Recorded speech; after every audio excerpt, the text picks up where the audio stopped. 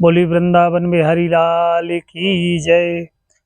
कार्तिक माह में अगर आपने पूरे माह प्रतिदिन अगर स्नान नहीं कर पाए हों तो कम से कम कार्तिक पूर्णिमा के दिन स्नान का, दीप दान का अत्यधिक महत्व है। इस दिन श्री हरि की पूजन का, जो आपके यहाँ कान्हा जी हैं, विष्णु जी है, लक्ष्मी नारायण मंदिर में जाकर पूजन अर्चन करने का अनंत फल है और अक्षय फल है। यही दिव्य जानकारी आज हम आपके लिए लाए हैं कि 5 नवंबर बुधवार के दिन भरणी नक्षत्र में यह जो पूर्णिमा तिथि है, यह भरणी नक्षत्र के प्रभाव से सब कुछ भंडार भरा पूरा बना रहेगा। अन्नपूर्णा जी की कृपा बनी रहेगी, श्री हरि नारायण की कृपा बनी रहेगी, क्योंकि पूर्णिमा के दिन ही, कार्तिक पूर्णिमा के दिन ही श्री हरि ने, प्रभु ने मत्स्य अवतार स्वरूप धारण किया था। इस दिन प्रातः की बेला में आप सूर्य उदय के पूर्व उठ जाएं, स्नान करें, स्नान करने के बाद उदित सूर्य को जल अर्पण कर दीपदान भी अवश्य करें।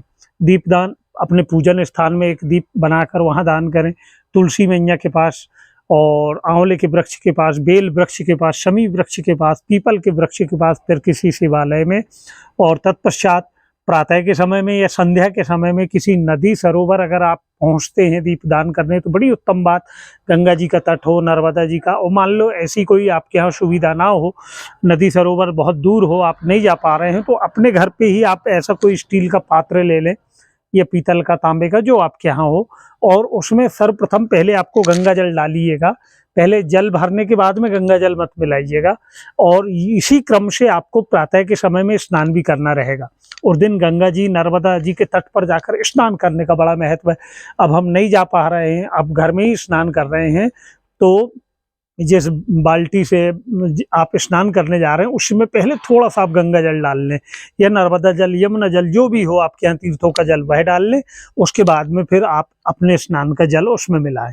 इसी तरह जब दीपदान का नंबर आए तो एक पात्र में आपको पहले थोड़ा सा इसमें आप गंगा जल डाल लें। गंगा जल डालने के बाद इसमें पूरा जल भर लें, प्रार्थना कर लें कि हे गंगा मैया, अब इसी स्थान पर मैं आपके परम धाम को जानकर बड़े भाव से, श्रद्धा से, क्योंकि भगवान जो है ना मन और भाव के भूखे, और यही पंचोपचार से आप चंदन कुमकुम उस पात्र में अर्पण करें। पुष्प गुलाब के फूल हों तो वह पंखुड़ी छोड़ दें, और क्रमशः एक एक करके आप 5 दीपक, 11 दीपक, 21 दीपक जो आप अगर अर्पण करना चाहें तो वह आप अर्पण कर दें।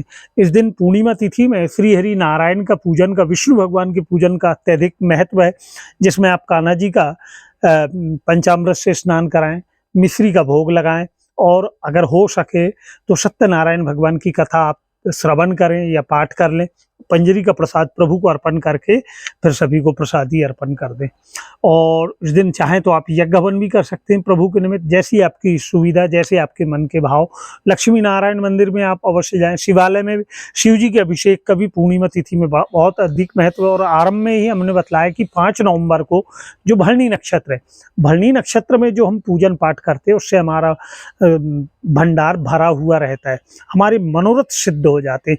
और पूरे कार्तिक के माह में अगर हमने प्रतिदिन स्नान नहीं कर पाए हों, पंच दिवस भी नहीं कर पाए हों, तो कम से कम केवल एक दिन, पूर्णिमा के दिन सूर्य उदय के पूर्व में स्नान करके उदित सूर्य भगवान को भी हम जल चढ़ाते हैं, तो श्री सूर्य नारायण भगवान भी बड़े प्रसन्न होते हैं। और इस दिन रात्रि जागरण का भी बहुत अधिक महत्व है, और आप सभी से हमारा आग्रह है कि यह दिव्य जानकारी आप और लोगों तक भी अवश्य भेजें।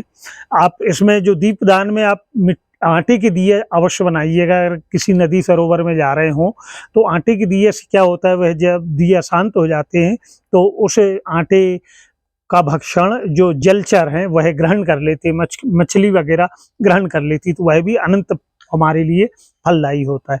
और आप अगर हमारे चैनल में नए हैं तो आपसे आग्रह है कि आप हमारे चैनल को सब्सक्राइब करें, जिससे हम और विविध जानकारी आप तक भेज पाएंगे। और इसमें विशेष बात यह आती है कि जब आप यह पूजन अर्चन करें तो उन दीपकों को बनाने के बाद उन दीपकों का पूजन अर्चन आपको अवश्य करना रहेगा।